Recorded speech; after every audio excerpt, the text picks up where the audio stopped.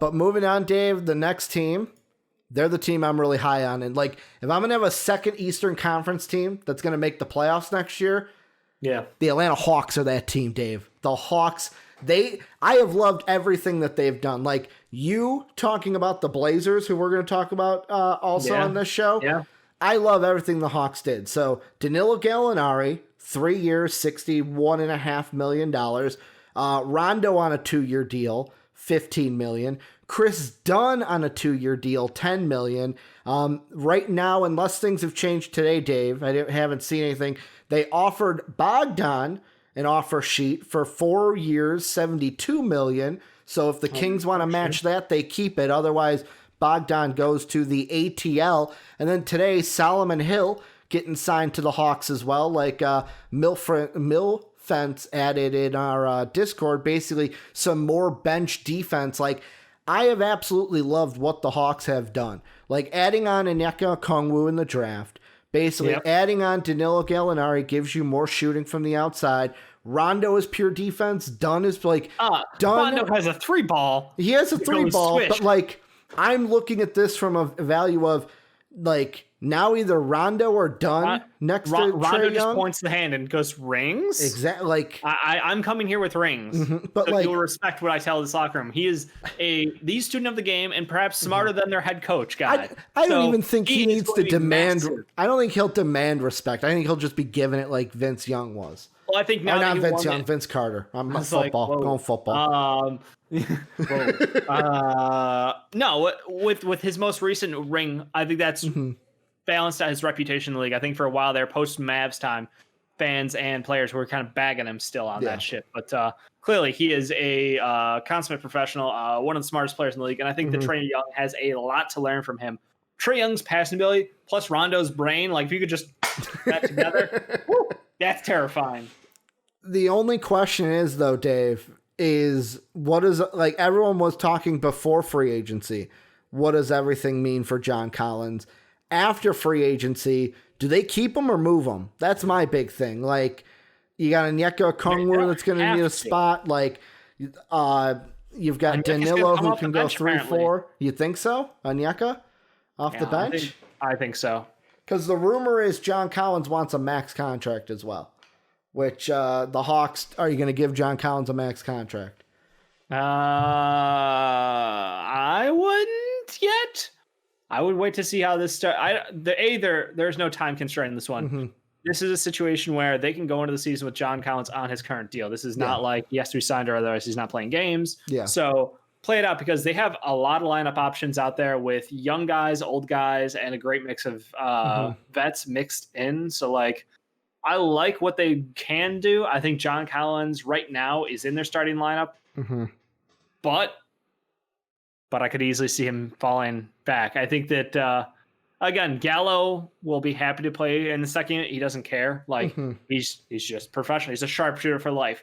If he's having a second unit foreguard him, God help the other team. Like that's their fault that he's going to shoot 50, 50, 90 on them. Like that is what it is. So like, the lineup diversity here is massive. You mentioned the fact they added double defensive guards who are versatile. Rondo and Chris Dunn can help out both at the 1 or the 2 defensively. So that gives them coverage there.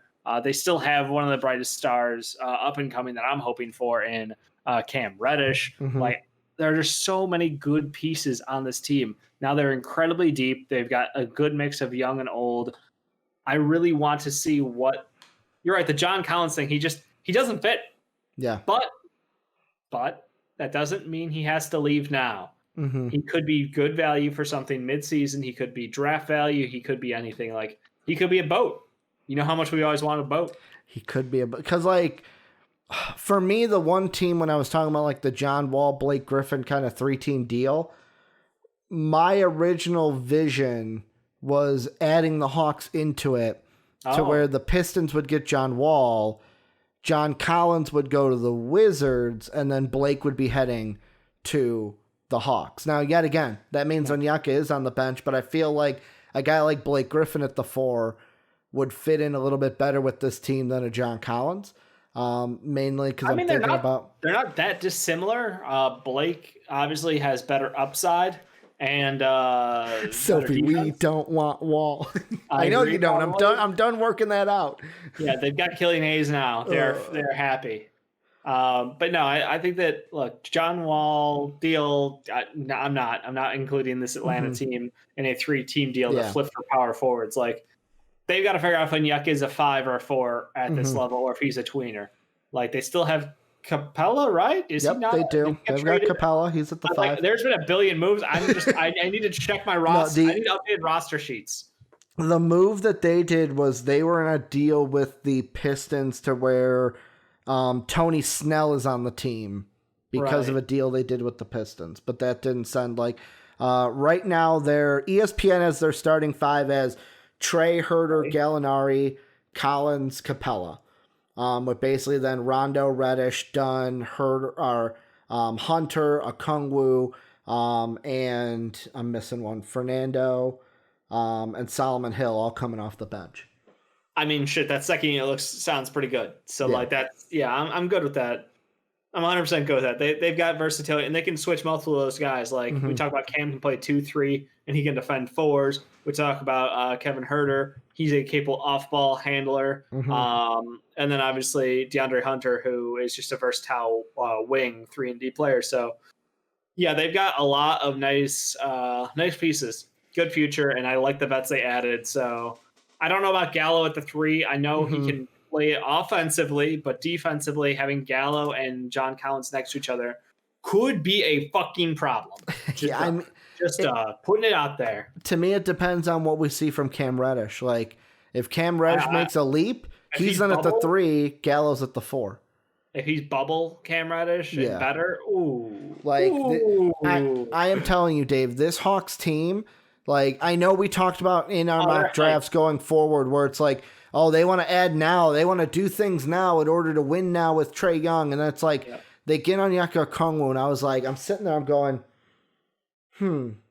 not what I was thinking. Like, I'm like, I'm thinking about like trading that 6 to get like a DeMar DeRozan or to get 2 picks to get like a DeMar DeRozan. I throw that name out because that was the rumor of the name that was linked to the Hawks, but it was also a sense of like after free agency, it's like every single one. And then like even the one we haven't even mentioned, like maybe get this makes the John Collins thing even harder is add Bogdan to this team.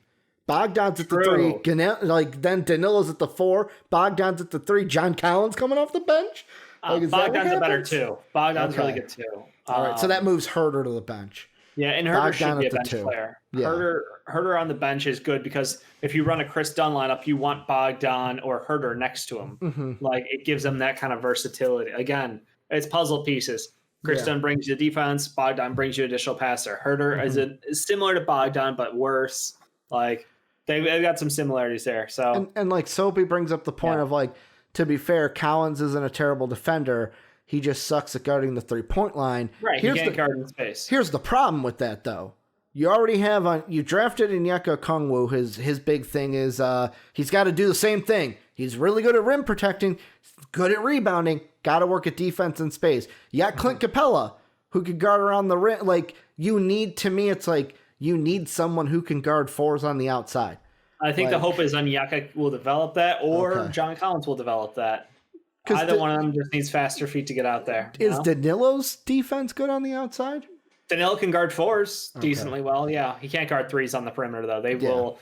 They either check him basically on the perimeter, and if he bites, then he loses. Or if they go through him, like he's got a bigger body, but he's got a slower body. Yeah, I would say Danilo's guarding 4s because like you also have fucking DeAndre Hunter.